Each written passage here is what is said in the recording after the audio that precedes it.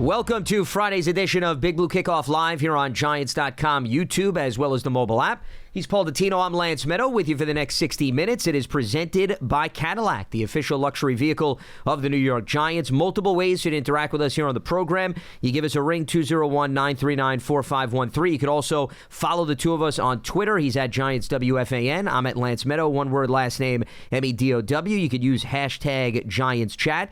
And the archive of this show on our entire podcast network is available on the Giants mobile app, podcast platforms everywhere, and at Giants.com/podcast, as we are broadcasting from the Giants podcast studio, presented by Hackensack Meridian Health.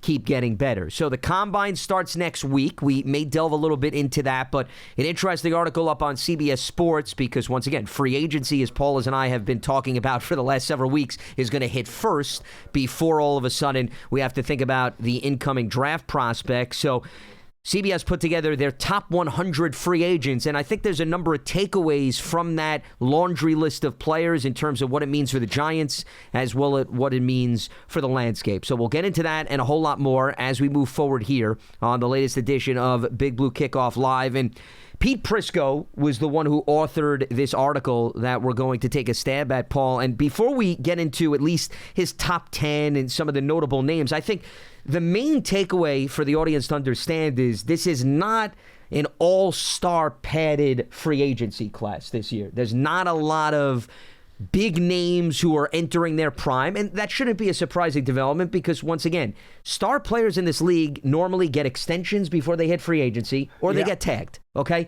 Yeah. You're not going to let a guy go if you think there's that much potential. So probably the main grouping in this year's free agency is proven veterans, but the problem is we're talking about guys that are beyond 30, and maybe you sign them for a year or two, but you're not going to invest a boatload of money and expect huge rewards and returns as a result. One of the outliers to what you just described is Seattle Seahawks running back Kenneth Walker, who was the Super Bowl MVP. 25 years old. Quite frankly, he is just entering his prime right now. And we've heard the reports out of Seattle that they're not going to tag him. Which doesn't mean they're not going to bring him back. Just means they're going to at least not throw a specific number as well. Correct. But can you imagine? I mean, just like when the Giants, wound up losing Saquon Barkley in free agency, Kenneth Walker was going to have some suitors. And, that's risky business for Seattle because I could easily see a team say, you know what? This guy is in the prime of his career at 25. So if you sign him to a 4 or 5 year deal, well, there you go. You're going to get all those years before he gets to 30, which is always the fall-off year, at least the supposed fall-off year for running backs. So why wouldn't you make a big bid for him? But from what we've seen with respect to recent and past markets for running backs, teams are just of the philosophy, right? We'll draft a guy, we'll get 4 to 5 years out of him, depending on the first-year extension to toy with, meaning him being a first-round pick, and then we'll move on. So I'm not necessarily stunned if that is Seattle's thinking. Plus, remember, they do have Zach Charbonnet. Now, he got hurt. That's how all of a sudden Kenneth Walker emerged to be the lone back, and he played very well in the postseason en route to them winning the Super Bowl. But that just seems to be the philosophy of a lot of these teams. And not to say that Walker can't catch the ball out of the backfield. I think we saw a little bit of that in the postseason. But Seattle, I think, once again, is of the mindset, if we had 2 backs or we could draft another guy and we have other players on defense we want to retain, and they do.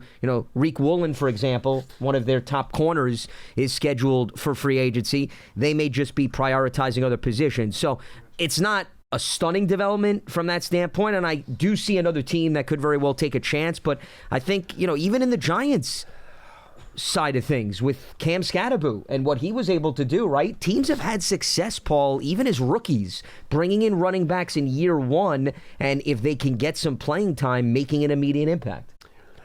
I just think that Walker, for me, has enough of all-around skills that I think he's one of the top 10 backs in the league. I don't know, maybe you don't think that, but I do. I think he's one of the top 10 backs in the league. He's young enough. He's missed a few games here and there. I mean, he's not super durable, but he's been durable enough to where I I just think he's going to be attractive. I think Seattle's going to have to chase him up the ladder a little bit here if they want to keep him. I don't think they're going to get away dirt cheap. I just don't. And I would agree with you there. And once again, you have to then ask yourself, Paul, based on the road you're going down, do you want to invest $10+ million a year in a running back? I mean, that's really what it comes down to. It's not a matter of he doesn't have a good skill set and he can't help your team. I mean, what other evidence does Seattle need? They just won the Super Bowl, right? So it's not like they need to be convinced. It's the game of mathematics. And whether or not, even in a year where the cap is projected to go up, do you want to take that amount of money and put it towards a running back, especially a team, by the way, that did not lean on him as the number one guy 24/7. And I think that may be part of the rationale as to what tips the scales away from him. They just got through a season when it was Charbonnet and him. And a lot of people said they probably should have played Walker more. And once again, I'm not disputing that, but they at least have evidence we were able to still run the ball effectively with two backs as opposed to saying we're going to have one individual do all the heavy lifting. And it did work out for them, even if Charbonnet did get hurt at the tail end of the year. I don't know specifically. We'll find out more at the Combine next week how deep the running back class is this year. I don't remember anybody telling me that they were very impressed with it. So if you are after a big-time running back in this year's class, it may be a little harder to come by maybe than it was, for instance, last year when the Giants did get Scatterboo, in the mid-rounds. Might that make his price a little bit higher? Again, we'll have to see. But that was the one name that stuck out to me. I mean, he just won the Super Bowl MVP, and now he could be going somewhere else. That's kind of a big deal. Well, here's another thing that could help his cause. As I'm going through the top 100 that we're about to delve into, I was just looking at the running back specifically.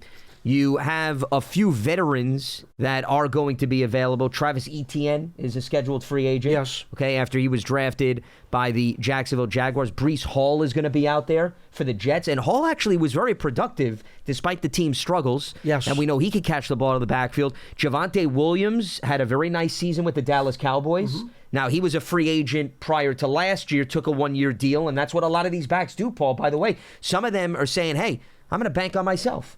Right? I'm going to go to a team 1 year. I'm going to benefit from the offensive line, how they utilize me. I'm going to do well, and then I'm going to hit free agency again. And there's a number of backs that may just follow that philosophy if they're not going to get a 3 to a 4 year contract. And I don't see a lot of teams handing that out. But the reason why I'm just throwing out a few of those names, you mentioned maybe the lack of substance at the running back position in the draft. What I think actually could help Walker's case is those other running backs. There's not a lot. So if there is a team that feels better about saying, we want a veteran back, meaning a guy that's been in the NFL for a few years, proven, has adjusted, proven correct, we're going to toss some money his way, he's the top candidate that's going to hit the free agent market in terms of age and skill set amongst those guys. Yeah, for sure. For sure. And, I think it's funny because we all know that any running back is muted in terms of his value if you don't have the offensive line. I mean, this whole thing about Barkley a few years ago, when he went to Philadelphia, we knew that was the right place for him because they were going to be able to block for him better than the Giants could ever dream of. And we all said that's the perfect fit. He goes there, he's probably going to rush for 2,000 yards. And he did. So you have to also consider now if you're Walker, well, where do you want to go? What kind of money are you going to get, for sure, but am I going to go to a place where the offensive line is going to give me a chance to be an all-pro? Or am I going to go somewhere where they've got the most money, they got a lot of cap room, they want to throw the keys to Fort Knox at me, but guess what? I'm going to get beaten up because they don't block very well. And also, who else is in the backfield, too? Yeah. Right? Does he want to go to another place, Paul, where it's a 1-2 punch? Like he was just at in Seattle. Or maybe he says, I want to go to a team where they're going to try to maybe give me 20-some-odd carries consistently. The other element that comes into mind, because I always look at, well, where did maybe a coach you had a connection to? So Clint Kubiak, his offensive coordinator, just went to Las Vegas. The problem is they drafted Ashton Genty not too long ago. So why would they now invest money in Walker, even if Kubiak loves him, just from a financial perspective, given all the other issues with the Raiders, it really doesn't make much sense. And by the way, remember all the plaudits we heard about Genty on how he was another one of those kind of generational type backs. And I know we don't like to use that word very often, but we were told that Genty was just like, Bijan Robinson-like. Genty's one of those guys. He's almost in the Barkley class. Well, Genty didn't exactly have a spectacular season. Environment, though. It's just what you were talking about, because Paul. the Raiders' O-line is not very good. Well, but in fairness, he didn't have a choice in terms of where he was going to wind up. No, he didn't. Right? Walker could choose where he wants to go. Genty can't. But that goes back to the whole point of the surroundings. I mean, sometimes we're very quick to judge a guy in terms of his true value or his true greatness. And too many times we don't consider the context. And that's why teams say, we'll take a running back in the 4th or the 5th round, and we'll wait and see whether or not the environment is right. And if it turns out that player shines, great. Then we can think about issuing a second contract. If not, we move on and we start the process all over again. To me, it's a low risk, high reward. Now, I'm not saying that I'm in the class where I'm anti taking a running back higher. If you do have a Christian McCaffrey-esque skill set and you're that unique of a receiver, I think there's ways to make up for maybe not having a great offensive line and still running routes and doing things and moving around personnel where you're not all of a sudden at the beck and call of one facet of your team. Well, so that's fine. That's one of the reasons why you and I were on board with the Giants taking Barkley. We thought he was an offensive weapon, and you absolutely can justify taking him where they took him. But Walker, to me, is not at that degree. He's not that. So you have to think about what you're surrounding him with. The first time that I ever, in my career, the first time when I ever started to truly understand and appreciate the offensive line, remember back in the 80s when the Jets took Blair Thomas out of Penn State. And I remember saying, you know what? Wait a minute. He's going to get the living stuffing beaten out of him behind that Jets offensive line. They wasted a pick. And Blair Thomas, that's exactly what happened to him. He never, ever fulfilled his potential and had injuries galore and was basically a washout and a bust of a number 1 pick. And that's when like the light bulb went on for me that you got to be really careful, when you make a heavy investment in a superstar or supposed superstar running back. That was the first time when it really kind of hit me. I'm just looking, actually, while we're on the topic, some of the other running backs that were taken, and Genty and Hampton, who went to the Chargers. Those were the lone 2 first-rounders, and Hampton unfortunately got hurt. He looked really good before the injury. Remember, he had a really good game against the Giants. Then he, shortly after that, got hurt. So hard to judge him, though their offensive line had major problems, too. And in the early stages of the season, it was a feel-it-out process, and then everybody else was the second round or later. So the trend speaks volumes.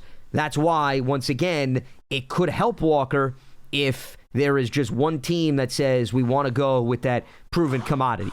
So that got us off a little bit on a tangent with respect to the running back position, but let's take a look at, so I want to read off the top 10 free agents that Pete Prisco listed on CBS Sports. And the Giants, remember, have limited cap space. So that's the key here. But by going through the top 10, it just gives you an idea of the caliber of players that are going to be out on the market, because if they didn't make the top 10 list, then a star is not going to be hidden. He didn't purposely rank a guy 25th who all of a sudden is going to be somebody that we were dismissing over the last few years. So you've got a player that John Harbaugh is very familiar with that he put number 1, and that is Tyler Linderbaum, their starting center, 26 years old. I find it hard to believe that the Ravens are not going to do everything in their power to try to retain him, especially since they have a mobile running back and some guys in the backfield that they like to pound it with. Then Trey Hendrickson, the Bengals pass rusher, and that is because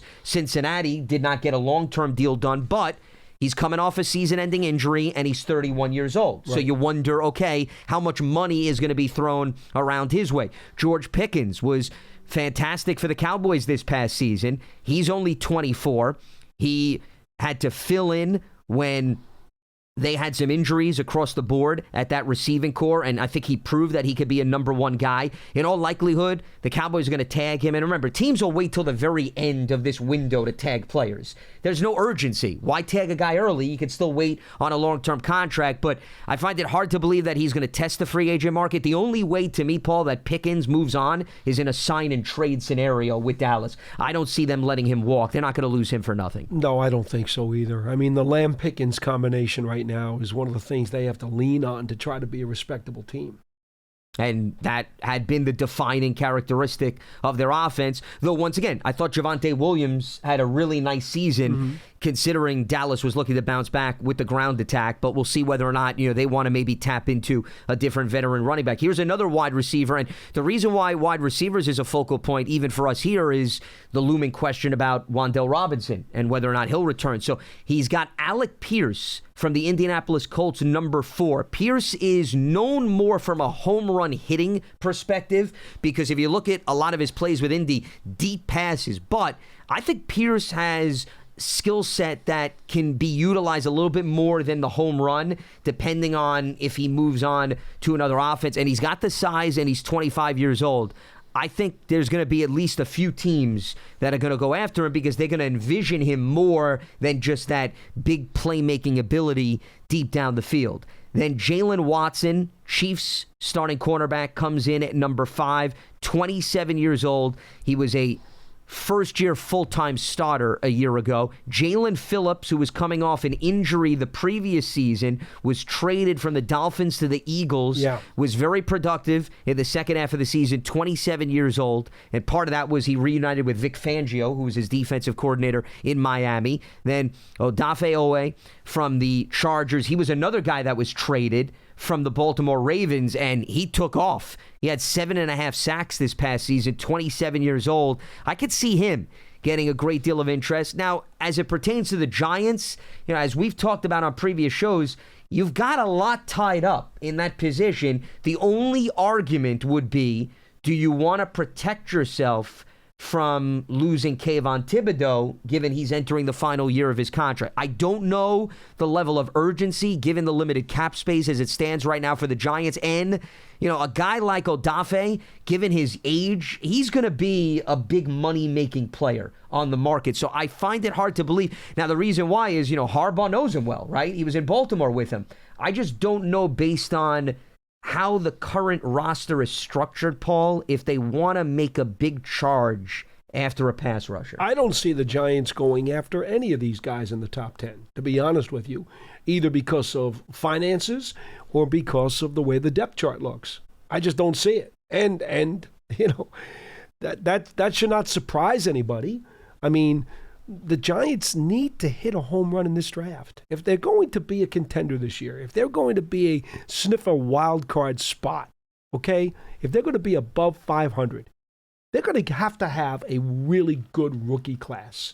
Yes, they need some veterans to bounce back and play like they're supposed to. Yes, they need continued development and growth from the young folks. But, man, they got to hit the rookie class. We said that last year, too. And the team was a lot better than a 4-win record, but you know what? It was still what it was. And a bunch of guys, especially veterans, did not play as well as they should have.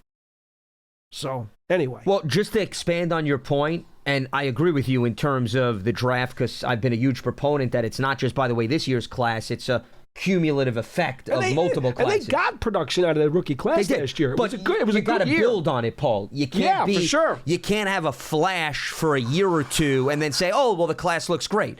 Well, you got these guys for 4 years under contract. So that's the other side of the equation. But what I wanted to piggyback off of your point, and I think it's an interesting conversation with respect to veterans bouncing back, who they either brought in via free agency or maybe had a breakout year or showed some flashes. The two positions with respect to veteran free agents, and I'm going to take a step forward in terms of that could be a position that they address at free agency. On defense, to me, it's the cornerback position. I think they need better production across the board. No doubt. From that area. Okay? Absolutely. I would not put any other spot on defense ahead of cornerback. So that is my candidate for the free agency angle. And then on offense, I think you could go in a variety of different spots, but I'll lean once again because of injuries and you don't know if certain guys are coming back. I'm going to go with wide receiver. I think it's wide receiver on offense. I think it's cornerback on defense in terms of where free agency will be critical, either an existing player on the roster or somebody that you're bringing in from outside the market. The problem, of course, if you're looking at corner, not a great corner draft. And quite honestly, not a great corner free agent crop either. And if, you want to get somebody who's for sure proven, it's going to cost you a lot to get a legitimate proven corner. The best case scenario for the Giants is that Tay Banks gets his head screwed on straight and plays like a number one draft choice. And that Paulson Adebo plays like the guy they signed last year. And that's the bigger part of it. If those two things happen, the Giants are in really good shape at corner. Then this is not a question at all. But they need both of those guys to do what they're supposed to do. On that subject, Pete Prisco, as we're looking over these top 100 free agents, in the top 20, he has 3 free agent corners. I mentioned Jalen Watson of the Chiefs is number 5. Then you've got to go down to 15. He's got Alontae Taylor, who's coming off a nice season with the Saints, also 27 years old, like Watson. He's 6 feet tall, and late last season is when I think things started to click. So if teams figure, okay, hey, if we can bring him in our system, get more of that, we'd be willing to spend. And then right outside the top 20 was a name I brought up earlier, Rick Woolen of the Seattle Seahawks, who I think started off his career much stronger than what happened as he got towards the back end of the rookie contract. But again, 26 years old, in that age bracket where you're at least willing to spend some money. So that just at least gives you a ballpark of what the cornerbacks look like atop the free agent market. I just want to go back and finish up the top 10. I left off at number 7, John Franklin Myers, Broncos defensive end, an inside-outside guy, is number 8. He's 29 years old. 14 and a half sacks the past 2 seasons, and clearly was surrounded by a wealth of talent up front for Denver. Connor McGovern, the Buffalo Bills starting center, who is the next guy on the list behind Linderbaum, 28 years old, and proved to be an adequate guy to help set the tone on offense. 51 starts the past 3 seasons. And then probably the most intriguing name of all on the market, Kyle Pitts, the Atlanta Falcons tight end, who all of a sudden, everything registered this season. We were waiting to see whether or not he can hit that true potential, and it did come into play. But if you're the Falcons, I'm sure the thought process is, well, we just brought in yet another new head coach and another new offensive system. Do we want to go down this road again? But remember, Stefanski's relied on tight ends in Cleveland, though Njoku's available now. So I don't know, maybe he looks to reunite with some of his old players from Cleveland. 2 very athletic players, Pitts and Njoku. Yeah. They bring a lot to the table, no matter which one of those guys you're talking about. So, that's a good question. Where will he want his general manager to devote the money? I don't know. So that's the top 10. I'm with you that I find it hard to believe that the Giants financially will be within the ballpark of hitting on any of these guys or giving a true offer. So I think any of the Giants free agent targets clearly are going to come outside the top 10. Now, I went through the corners. One last position I want to focus on because it's one that we've talked a lot about given the unknown of Wan'Dale Robinson, is just to give the audience an idea of some of the other wide receivers, Paul. Oh, it's not good. It's not the who's who, but there is one name, and I was curious your thoughts. Well, 2 I want to throw out. Number 1 is he comes in at 26 on Pete Prisco's list, Romeo Doubs, the Green Bay Packers. I like him. I think that for a number 2 guy, I wouldn't bring him in as the number 1 guy, and you wouldn't because you have neighbors, but for a number 2 guy that can run those intermediate routes, also can have the speed down the field, I think that could be financially a reasonable target for the Giants. He's probably the only one that I've seen on free agent wide receiver lists that I think makes a lot of sense and would be a really good fit and potentially economically friendly. I agree with you. 26 years old, by the way. But in terms of age. He's about the only one. Otherwise, I'm all in on drafting one. Jawan Jennings, I'm just throwing out other names. He's a little bit older, 29. Did a nice job stepping up for the Niners over the last few seasons because they were hit by injuries. And Jennings is an acrobat. There's a great deal of athleticism. So he certainly would bring, I think, maybe a staple that the Giants haven't had consistency in. But I think if you're New York, given it's year one with Harbaugh, if you're going to go down the free agency road, not to say Jennings is an old man, do not misinterpret my words, but I would probably target slightly younger, considering he's knocking on the door of 30. So Dobbs, to me, is just in a better area age-wise and development-wise that I think is a more reasonable target. Not a problem with that. I don't disagree with you on that. But I do think what you'd want to do here, I'm sure Wan'Dale Robinson and Jermaine Illuminor are somewhere on that list. You probably want to tell people where they ranked on Pete's list.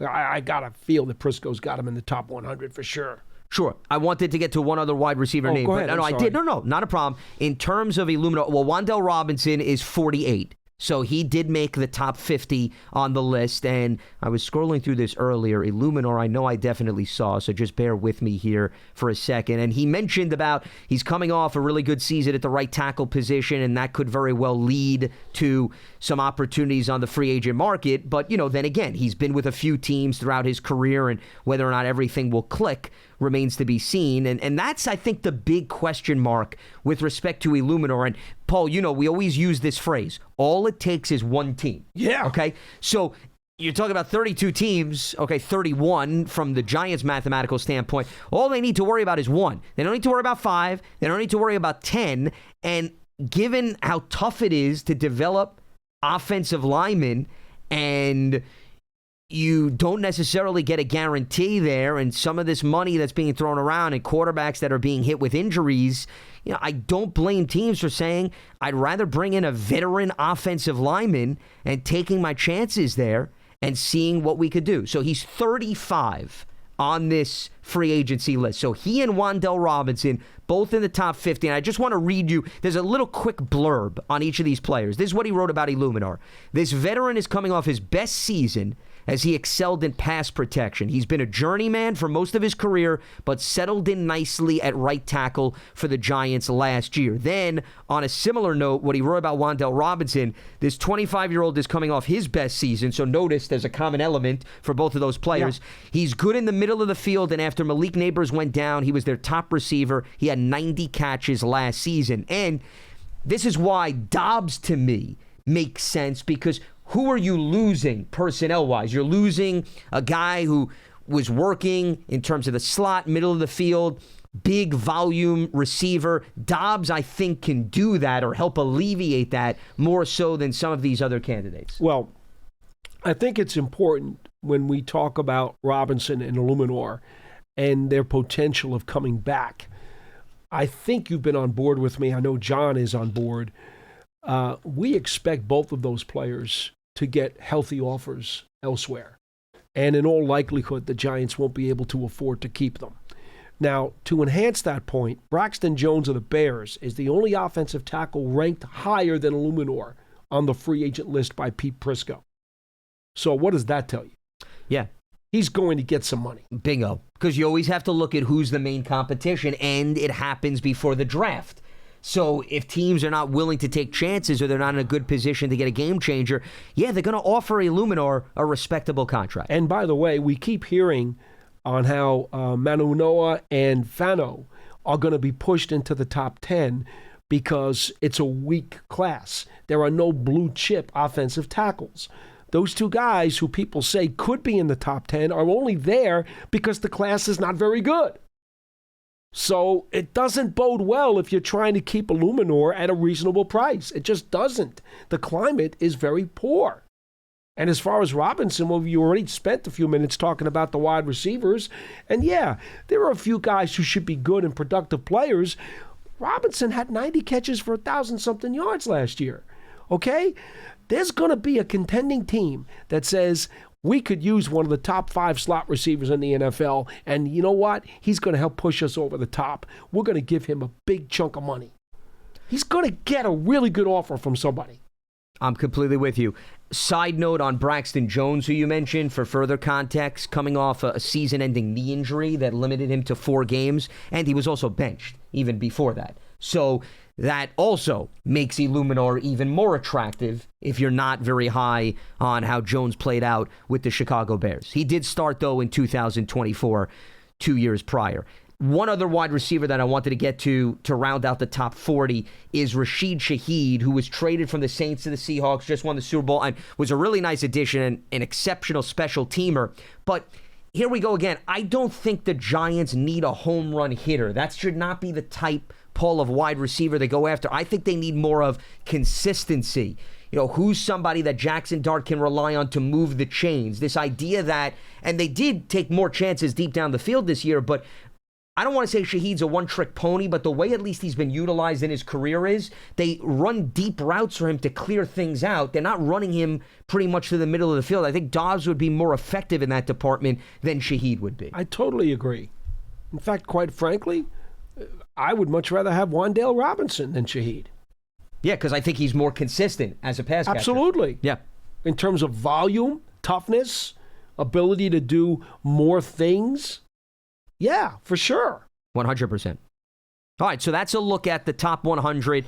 You can check out the article on CBS Sports if you want to take a closer glance. It's entitled Prisco's Top 100 NFL Free Agents for 2026. Market light on big-name talent, but some stars to be had. So we ran through the top 10, ran through some of the names that clearly relate to the Giants. A reminder before we open up the phone line, Special Olympics New Jersey's annual Snow Bowl is heading to Rutgers SHI Stadium in 2026. The annual flag football tournament will be on the field from March 6th through the 8th of this year. The 6-on-6 tournament will feature competitive, recreational, and co-ed divisions, and all proceeds benefit thousands of Special Olympics New Jersey athletes across the Garden State. Register your team today at njsnowbowl.org. That's njsnowbowl.org. As this is Friday's edition of Big Blue Kickoff Live, he's Paul Dottino. I'm Lance Medow. Thanks so much for spending part of your afternoon with us. Let's open up the phone lines as we move forward here, and we've got Roberto in Florida. Roberto, welcome aboard. What do you got for us? Hey, guys. What's going on? What's going on, Paul? Hey, listen, I got a lot on my plate here. I'm glad I don't have to do any deciding for who stays and who goes. But for me, I'm looking in-house, right? Yeah. In-house, what we got available, right? And to me, Illuminor is a must-keep, right? And then we got that other kid, Marcus Bowe, right? Yep. And also, right, what is that tight end, that young man from Nebraska? Fedoni. Seventh round pick. We got him, and then we got Johnson, of course. And but see, I don't think Caleb Downs, Tate, or even Arvell Reed are going to be available for the 5th pick. Right, I don't think so. They're just too elegant. Reese will be gone. I agree, but Downs, I'm not so sure. He could be in the picture. Well, that's my thing. I think Arvell Reed may be available. We don't know how McFadden is going to come back, or if he's even going to be worth giving him a 1-year extension for whatever. Right, but this we got. Listen. And I tell you, let's remember Marino. Marino will put 30-something points on the board. But the defense, if Marino put 31, the defense put on 33. So we need defense, right? And listen, the draft may not be, take this kid from Washington State, right? Denzel Boston, 6'4", good speed. I mean, he can catch, right? And you also have Jordy Tyson, and it goes on. And we got the corner. We got this corner that nobody's talking about, and I don't even know how to pronounce his name. I think it's Delane, right? You're talking about if it's science, Prysock. I forgot the school. And Colby Taylor, right? also Peter Woods, lineman. I think defensive listen, lineman. Before, I don't mean to cut you over, Roberto, before you keep giving us a laundry list of names, and especially some names that maybe the audience, what's your main point? Because I'm losing you. You named a few internal offensive guys and then jumped to the draft. We got pieces in-house, right? Like I'm with Paul. I'm hoping Ochensky come back and compete for that slot receiving position. Also, when it comes to the running game, of course, we got Scatterboo, we got Tracy, and we got Singletary. Okay, but I mean, that has nothing to do with the wide receiver position, and Olszewski is a scheduled free agent. So let's not forget, there's no guarantee that he comes back. I think the idea that you shouldn't explore free agency at the wide receiver, and I'm just connecting your dots. I would disagree with you there. I think they should do their due diligence. If the price is right, I think it does make sense to go after a wide receiver, especially if Wan'Dale's not returning and they don't like some of the other free agents that are scheduled on the roster, because remember, it's a new coaching staff. To leave it all on the draft, plus Neighbors coming back from a significant injury, you don't know necessarily where he's going to be at in the early stages of the season. I think that's too risky to chance it all on the draft. I think there has to be an effort to explore some of the veteran wide receivers on the market. I agree, but what I'm saying, the salary cap is so thin. I thought we were supposed to have a salary cap extension this year. I forgot for how much. Well, they're in the middle of the pack in terms of the salary cap. Now, I will say, you mentioned Singletary a moment ago. Again, I'm not talking about him as a player or as a teammate, but strictly economically speaking, you could connect the dots there and say that would be an area where they might want to be able to save some money, and by releasing Singletary. I mean, I think he had a very good year. I like the player. Yeah, I like the player. I think, if you said to me, is he worthy of being one of the three backs on this depth chart, I would say to you, yes. But once again, the evil salary cap sticks its nose into the room, and it will sniff out guys that say you've got to go because we can't afford your number.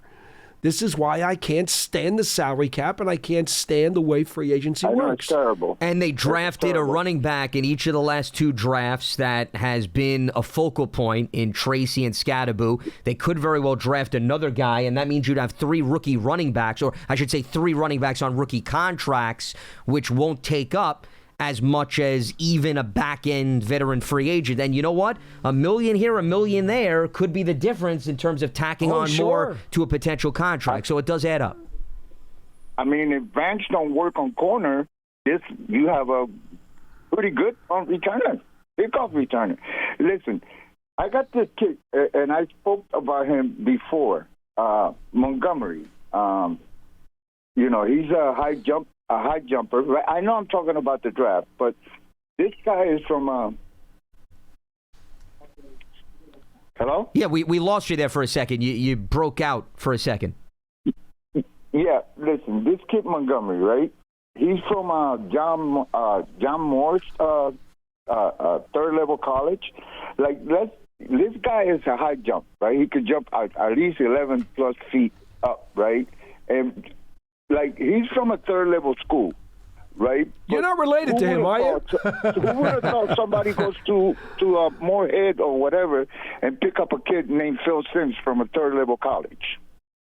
Yeah, I got you. Look, you're talking to two guys who do FCS football, so we're not going to poo-poo anybody who's coming from FCS or potentially a diamond in the rough from a smaller school. We will never do that. And trust me, talent is such a premium in this league.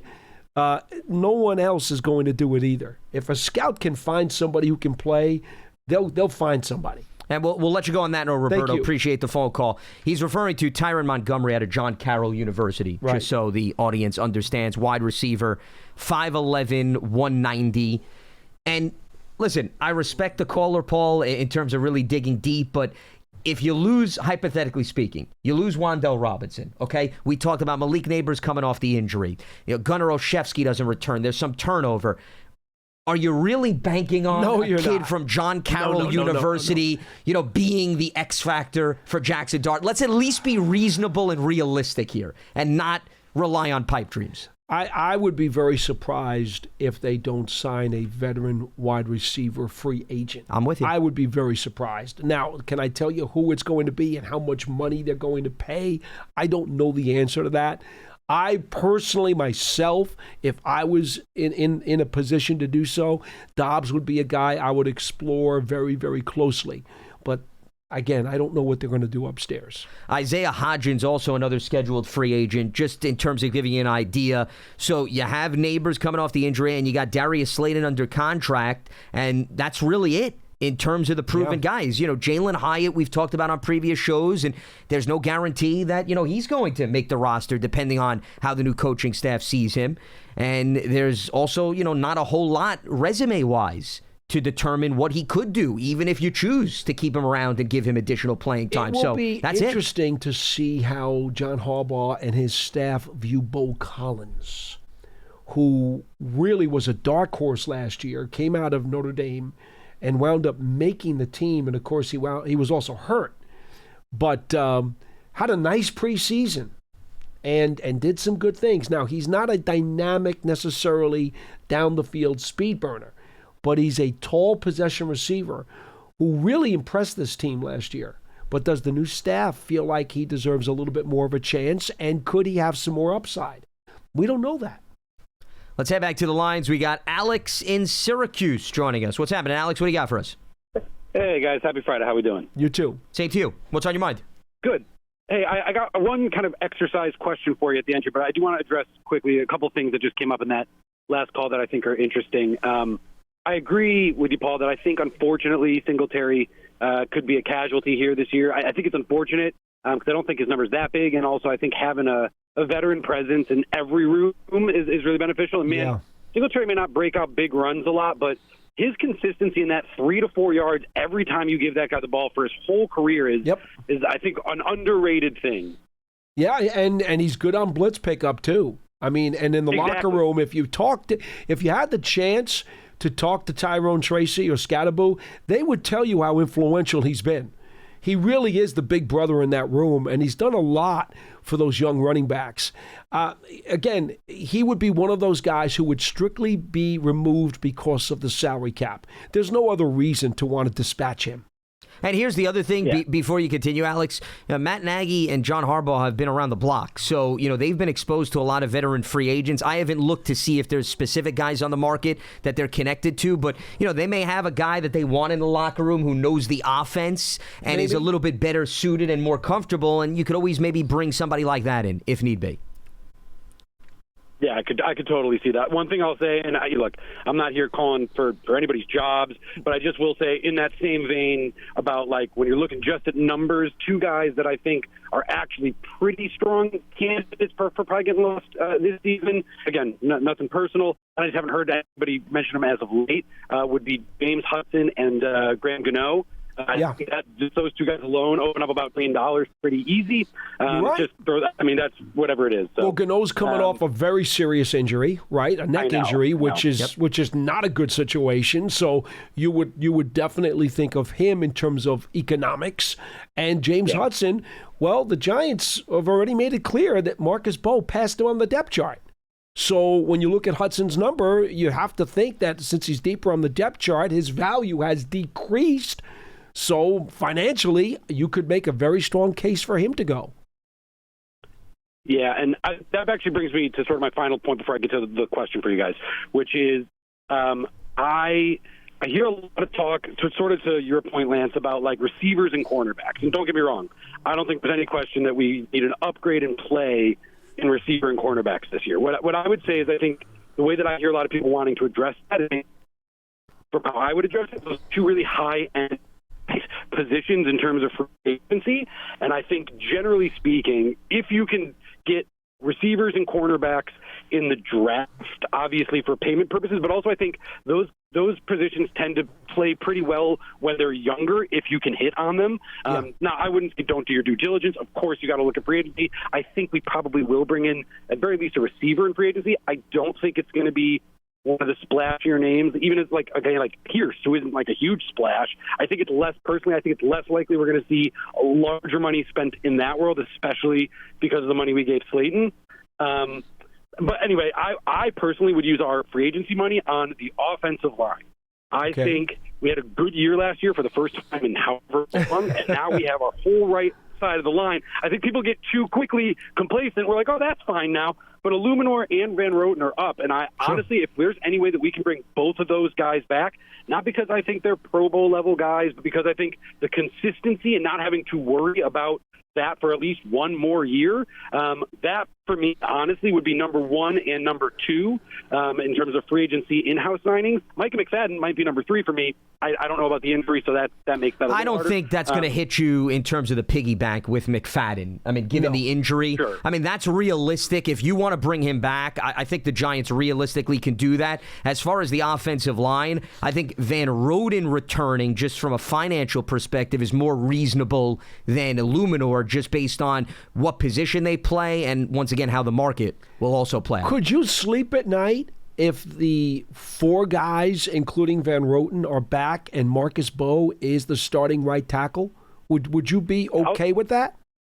I'll sleep less easy. Here's why. Because the thing is, I like Bo. I'm a big fan of Bo. I think he's developed quickly in 1 year. I think, you're losing some experience there. Obviously, second-year guy, that's always a risk. But it's not even so much that. Like, having Bo as a starter doesn't make me lose sleep so much as then who's our backup swing tackle? Like that. Like, either God forbid one of those two guys gets hurt, then we're in that same boat that we were in for a bunch of years, where it's like Andrew gets hurt, and now who's third up? So it's not so much that I don't trust Bo. I would love somebody a little more experienced, so that Bo can continue to develop and get the play that he's going to get when guys inevitably get injured. I worry about who's behind Bo. You're asking for a luxury the Giants may not have, because if you go that route, the reason you do it is because the money that Illuminor is going to command is going to have to go to another position, which may be wide receiver or it may be somebody on defense.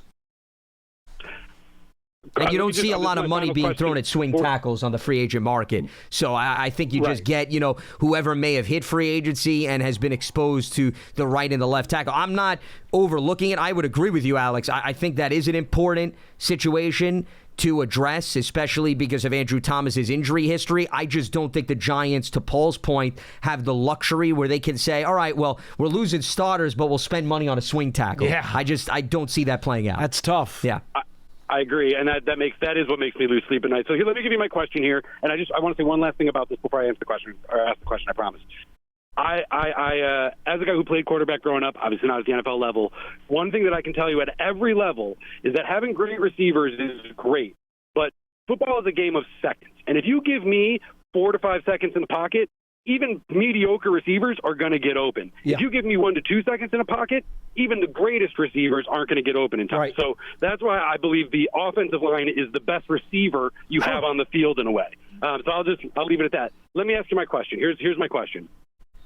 I have 3 guys on our roster that I'm calling sort of sleepers that I think this year, for a bunch of different reasons, for opportunity, because of maybe guys getting cut, because of the new staff, that I think people that might actually make a big leap this year that we haven't maybe been thinking about as much, that maybe we need to think about. So I'm going to give them to you real quick. I would love your feedback on this, and also if you have any other potential sleepers that you think are on our roster right now that I don't mention. So for me, number one is Deonte Banks. I think with the system that Denard Wilson likely will bring in, I think that, and Banks started strong in his career and then obviously took a fall off. I'd like to believe some of that was maybe scheme-related. I'd like to think that Banks should have a huge receiver and look like the guy that we drafted a bunch of years ago. Number two, guy you guys mentioned before, Jalen Hyatt. And here's why. I love Wan'Dale Robinson. I think with the number that he's going to command, I think it's really unlikely that we can pay a slot receiver that money this year. I think Jalen Hyatt was actually more of a slot receiver when he played in Tennessee. He was. He hasn't really had a chance to play that position on the Giants because they've been trying to force him into this downfield number 2 guy. Which I understand. I think there's a Wan'Dale. We aren't able to keep him. And I think that along with Olszewski and some other guys, I think Hyatt might get a chance to play a little more slot this year, at least to try out. And I think potentially, hopefully, maybe we see an interesting breakout year for Jalen Hyatt in that slot position. And my last sleeper, this is my biggest stretch for sure, because he's not even technically contracted right now. I still wonder, man. I was an advocate for Evan Neal as a guard about year 2. I understand why they had to give him a chance at tackle, but I was like, I think this guy could play guard. His feet work. I think, and so we moved him last year, but we didn't get a lot of opportunity to see how he developed in that position. And I know that they'd have to re-sign him and all that, but I do wonder if there's a world where you get him on a friendly deal because maybe other teams don't think there's much there to go on, and maybe he surprises people with his size, and maybe he ends up being a good backup fill-in, win the job over Greg Van Roten potentially or something at some point in the year. So those are my 3 guys. I'd love to know your thoughts on them. All right, Alex. There's other guys that you think are kind of sleepers. Thank you, Alex. Appreciate the phone call. May I? Sure, yeah. Okay. I think we've already addressed Evan Neal. I think, it takes 2 to tango, and Evan Neal himself might just want a fresh start somewhere else, regardless of what the Giants' new coaching staff thinks about him. I could easily see Evan Neal trying to go somewhere else and maybe starting all over again and seeing if he can rebuild his career. So that's him. I really, really, really can't tell you how much I am squeezing my fingers together that Tay Banks turns it around, because that would be such an incredibly valuable resurgence for the Giants if he can be the number 1 pick that he was taken as a couple of years back. Yes, I'm all with you on Banks. I think the defensive coordinator change could be the key that unlocks that talent. So, yeah, I'm with you there. Now, here's the interesting one, Jalen Hyatt. You guys know I was skeptical of him when he came out of Tennessee because he was a slot guy. I didn't know if he could be able to play on the boundary. I thought he was slight, and I had some real questions. But after he got here and I saw his work ethic, I really turned into a fan of Jalen Hyatt. And now suddenly I was like, from a skeptic, I was a believer. Well, what's happened since he got here? He hasn't really done anything.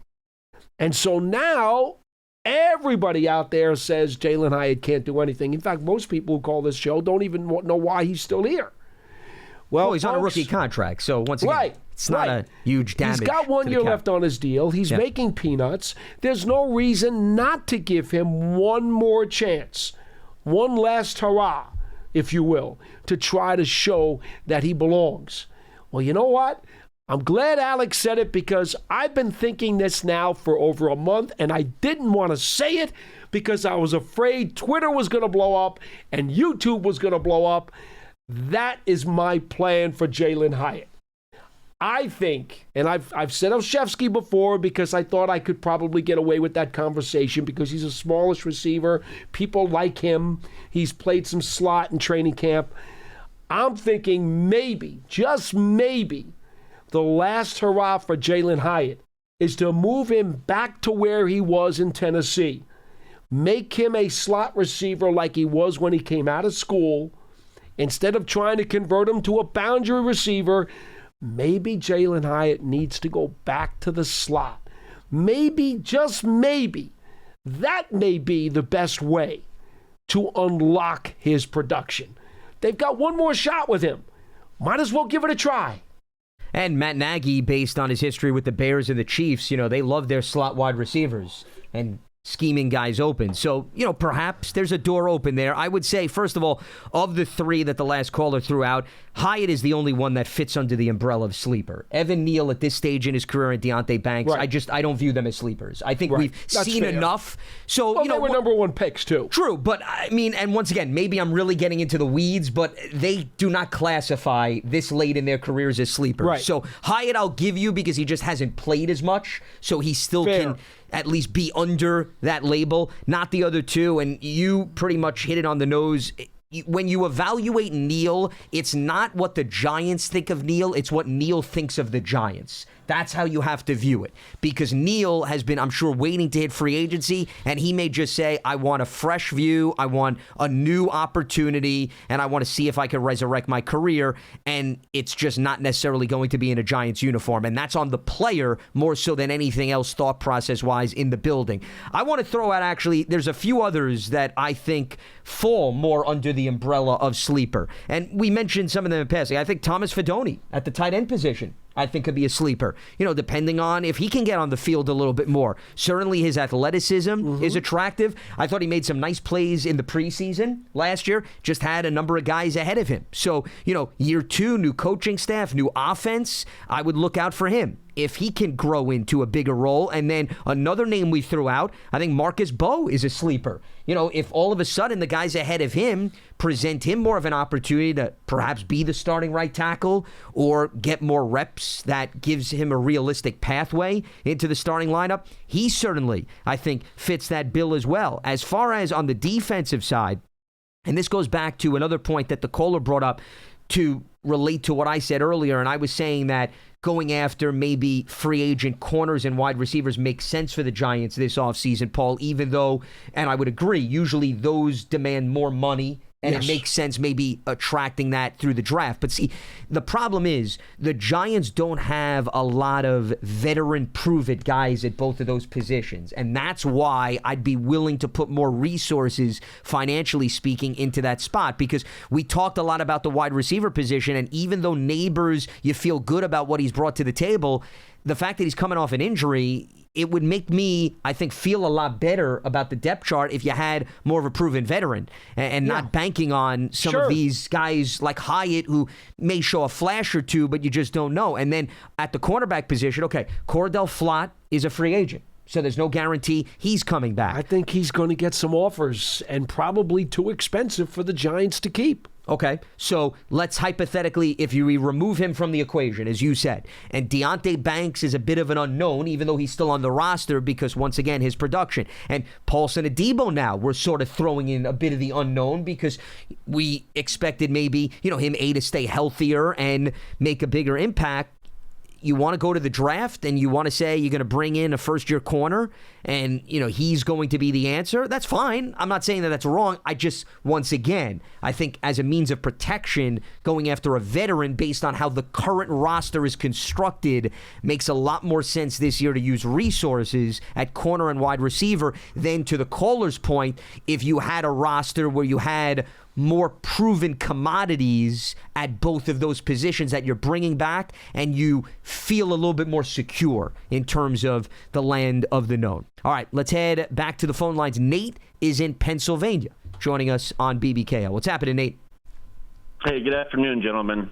I called and said I wanted to talk about the offensive line. It sounds like the previous callers did too. So I'm going to stick with it. I'm trying to be laser focused with my commentary today. And Paul, I know this will be music to your ears. I'm just thrilled that we're talking about something other than positional value in the number 5 pick for 50 minutes. So let's continue that theme. So number 1, statement, my concern, and then a question for both of you. I honestly believe, and I know John has spent a lot of time here in the last couple of weeks reviewing parallels between New England and Chicago and the Giants for obvious reasons based on their young quarterbacks and new coaches. I honestly believe, and always have, but I do now more so than ever, that Dart's continued growth and development means everything for the Giants next year. And to me, the number one factor in seeing that continued progression and the number one threat to Jackson's progression is the offensive line. So that's where I'm keeping my focus. Right. So here's my concern. Obviously, we know that GVR and Illuminor contracts are up. They're 35 and 32 years old, respectively. I also think the Giants won the lottery in many ways in the fact that they were able to sign both of those gentlemen for the last 2 years for basically below market values, and they both exceeded their contracts. And they're gone after this year, essentially, at least contractually. So we have to solve right tackle and right guard. But even more so than that, gentlemen, 40% of our offensive line contract is up now. The other 40% is up next year. Yep. So to me, it's not only a threat and a concern for the 2026 season, it's a threat and a concern much longer as we look at the horizon for Dart's development and for the Giants' performance overall. At this point, Thomas and Bo are the only two, I believe, who are under contract beyond next season, at least at our starting caliber, what we hope will become starting caliber for Bo. Correct. So there's my concern. My question, and I'm going to pose it in such a way, Paul, that you're going to be more comfortable answering, because I know you've said multiple times that you will not answer based on what you think the Giants should do or could do, but rather what you would do. Yes. So here's the question. You and Lance are both general managers of a team structured identically to the Giants, with the Giants' cap room and resources available to them. How would you both solve the offensive line puzzle for this year and beyond, knowing the parameters you have to work with? Okay, and we'll let you go on that note, and appreciate the phone call. I would probably make sure that I used a mid-round draft choice on a lineman, whether it be a guard or a tackle. I can't say. In fact, a guard, let me just say this, it would be an interior guy. I wouldn't say guard necessarily, because guards and centers are sometimes interchangeable. So I would use a middle round draft choice on an offensive lineman. I would also try to sign a younger offensive lineman who maybe he's been in the league for a year or two and hasn't really gotten a chance to do much. But if I can find somebody out there who I think is a diamond in the rough and might have an opportunity to grow and be something, I would probably do that as well. And then, of course, I would also try to get one of those veterans on a one-year deal minimum at the end. Just some grizzled guy. Like when they brought in Van Roten, 2 years ago. They never thought in a million years he'd wind up being a starter. But, he came in for a one-year minimum salary, and he became a valuable part of the team. So that's what I would probably do. Also keep in mind, and I thought the caller brought up an interesting point about thinking beyond just this incoming season, because John Michael Schmitz was a second-round pick in 23, so he's going to be entering, remember, he wasn't a first-round pick. You don't get the option. He's going to enter the final year of his contract this coming season. And Austin Schlottman, his backup, is a scheduled free agent this year. Yep. So I'm thinking, in order for me to answer that, I'm also thinking about what you may want to be thinking the following free agency period, and also backup. So I think center, and this goes back to what you were talking about, I'd want to draft a player that is interchangeable between guard and center. Yeah. I think that's the key in this year's draft. So that the guy can serve as a backup to John Michael Schmitz and could be a candidate to start at right guard if Van Roten is not in the picture. And in order to answer this and go through this hypothetical, I'm assuming Van Roten's gone, Illuminor's gone, Schlottman and Evan Neal are gone. I'm just operating. If you want to throw in Aaron Stinney is also a free agent, we could throw that in there too.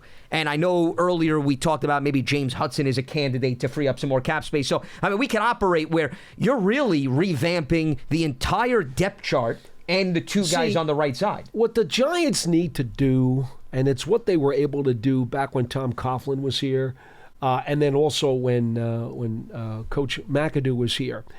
In the secondary, they need to be able to sign a Fabian Moreau, who's a recycled guy, comes in for the minimum, and winds up starting for 2/3 of the season and plays really, really well and outplays his contract and gives them a good season until they could finally figure out what to do with the position. When Coughlin was here, they picked up Kevin Booth off the scrap heap. He was a nobody. And they pick up Kevin Booth, and he winds up playing for 2 Super Bowl teams, played some center, played some guard, played some tackle. That didn't go so well. But he was a very valuable center and guard and started a bunch of games for this team during those championship seasons. That's the kind of guy, that they really need to bring in here, in addition to the youth and the guy who's going to be a guaranteed starter. You need to also get those cheap and expensive guys who wind up giving you more bang for the buck and give you more value than just a minimum contract. Well, to your point, and this was going to be my next layer, so you draft a guard/center in the middle rounds, and I think you need a Greg Van Roten-esque right tackle signing, Paul. Absolutely. That's what I was going to get at. Absolutely. I think you need somebody, and he could be a player like, hell, Illuminor was on a few teams, and look at how he panned out. So this idea that, no, you need somebody that started 5 straight years at right tackle, and you have proven film and had a good PFF grade, I think that's small-minded. I think if you can maybe get a journeyman, and, he's got experience. I would certainly want somebody with starting experience, Paul. I don't want somebody that, maybe was in a position for a year. I want a few years under his belt, but the idea that he was a powerhouse at right tackle, I don't think that's a priority. Somebody maybe take a flyer on for a year, put him in at right tackle, and he can then help mentor the younger guy you have at right guard. I think that would be a good sandwich. And then you have Bo as your swing tackle, plus Bo could still compete with the incoming free agent right tackle. So those three things, Bo is already on the roster, free agent, journeyman, right tackle, rookie guard / center that gives you the backup center and also could start at guard. I think that would be my practical game plan. Or, if you want to use another comparison, a James Hudson-esque right tackle. Again, a guy that's been on a few teams but has starting experience, and you feel good about him competing with Bo and then having a realistic shot to win the starting job. I'll give you another great example. The year after the Giants won the Super Bowl, now I'm going back to 2012. They signed Sean Locklear, who had been a long-time starting tackle for the Seahawks, then spent a year and didn't do much with Washington. The Giants picked him up, thought he was going to be a swing tackle. He wound up starting 2/3 of the season and played well, then got hurt and had to retire. But that's the kind of guy we're talking about. You can get, if you can get lucky, and I know you hate to be, pin hopes on luck, but you can sign those kinds of guys. You remember Bob Whitfield? Played forever with the Atlanta Falcons. Yep. Giants picked him up, made him a swing tackle. And if you can squeeze extra juice out of those kinds of oranges, it can go a long way into helping your line. I'm telling you, without Kevin Booth, the Giants don't win the Super Bowl 46. In 2011? Oh, absolutely. Okay? They do not win that Super Bowl without Kevin Booth. It sounds crazy, but it's true, folks. It's absolutely true. They don't. I'll throw out another name. He filled in at two positions when guys were injured along that offensive line. Another name, Paul, not to cut you off while we're on the topic, how about David Boss at center for the second team that won the Super Bowl? How about that? Well, David Boss wasn't very good and had a concussion, and that's why Booth came in and played center for him. And if it wasn't for Booth, they wouldn't have won. No, I thought Booth played better than Boss. But what I'm saying is that got through at least the grind before he got hurt and wasn't. See, the reason why I'm bringing up these examples is I'm not trying to sell the audience and being enamored by the name. Just like when Jermaine Illuminor was signed, okay? The guy that right now could very well be cashing in. Think about if we were having this conversation the offseason that they brought in Illuminor. You would have said, okay, Illuminor was with the Patriots. He had a cup of coffee there. He was with the Raiders. He had a good season. Ravens. Okay, but did he register as a guy that 30-some-odd NFL teams were knocking down the door to bring in to resurrect their offensive line? You can get surprises there because those guys kind of fly under the radar. Now, they're hard to find. They're like a needle in a haystack. You're not always going to hit with those guys. God knows Dave Gettleman went through a whole slew of those guys, and none of them ever really panned out. Yep. I mean, that's what happens. But when you can get those under-the-radar veterans who nobody thinks very much about, and they're a one line in the transactions in June, and then they wind up becoming a big player for you. Richie Seubert was an undrafted rookie free agent. Yeah. Nobody cared about Richie Seubert. And look what he did. Winning, Super Bowl 42 with this team as a starter. And then, by the way, how about the fact that he came back from a leg that was broken in 3 places and still came back and played productive snaps for this team? You never know sometimes where that winning production's going to come from. It's so wrong sometimes to just snuff off a guy's name and say, well, he doesn't have a great track record. He can't help us win games. No. There have been a lot of examples with the Giants over the years where those guys have. But unfortunately, there have been more who haven't. As I say, Dave Gettleman went through an encyclopedia of offensive linemen who just never did a hill of beans for this team. Well, and that's why I go back to my point, just to wrap this up, is I wouldn't want an undrafted guy as a rookie. I want somebody that's had a fair share of NFL reps if you're looking to replace Illuminor that way. And by the way, undrafted NFL rookie. We should throw Nick Gates into that pot too, who also gave them some very productive snaps. 100%. But once again, Nick Gates would not be somebody I would consider under these circumstances coming in year one. I want somebody more like an Illuminor. And I'm going to just throw out one name here as I look through the top 100. Jonah Williams, who unfortunately was banged up with the Cardinals the last 2 years. Yeah. But a starter for the Bengals, though, okay? And I know primarily a left tackle. But Paul, I think he fits what we're talking about. Not a lot of money, given the injuries. I'd bring him in, and I would have him compete with Bo, and let's see if he can win a tackle job. I think that type of a player, I just wanted to give a tangible evidence of a player that I'm talking about that you can realistically go after within free agency. See, he fits. You remember Shawn Andrews of the Eagles? Yeah, sure. The Giants, after he had a bunch of back problems, the Giants signed him, and he started for nearly half a season for the Giants, and then the back went bad again. And you're taking a risk. He wound up having to retire. Now, that's a guy who looked like he was going to pan out, and then it turned out it didn't pan out because the injuries caught up with him. So those things can go either way, but if you come out, flipping the coin and it's heads, boy, that can really help get you through a year or two, like with Greg Van Roten, till you get to that next solution. Yep. And remember, even Van Roten, I can't tell you how many times he's had a media session where he said, yeah, I didn't wind up becoming a starter until my late 20s, right? So, you never know when it's going to click. But it's true. It's worth at least taking the risk, especially if it's not a lot of money that you're spending. And Jonah Williams could very well make sense from that standpoint. All right, that is going to wrap up Friday's edition of Big Blue Kickoff Live. We went really long. We had an in-depth conversation. Okay. That's what happens when we go down roads. It's okay. You don't have to apologize to me. I'm we totally probably fine. stalled some people's lunch. Well, listen, our cafeteria shut down temporarily, so we have nowhere to run in terms of food. Though I apologize to John, our producer, who may have wanted to go out and do some bigger and better things under the circumstances. So he's the one that I'll apologize. We gave you 12 minutes of bonus content here on the show. Wow. I shouldn't apologize for that. And about the offensive line, that's even better. Well, you should have been on cloud 9. That. Yeah, even cloud 10. Under the circumstances. All right, that is going to wrap up Friday's edition of Big Blue Kickoff Live, presented by Cadillac, the official luxury vehicle of the New York Giants. And the archive of this show on our entire podcast network is on the Giants mobile app, podcast platforms everywhere, and at giants.com/podcast, as we have been broadcasting from the Giants podcast studio, presented by Hackensack Meridian Health.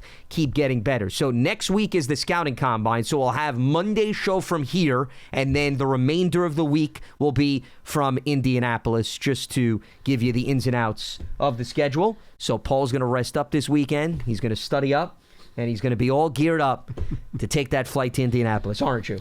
I'm going to power walk around the racetrack. There you go. See? How about that? I don't lie, okay? I give an honest assessment of what happens even outside the realms of this show. Paul, good stuff as always. All right. For Paul Dottino, I'm Lance Medow, signing off here on Big Blue Kickoff Live. Have a good one.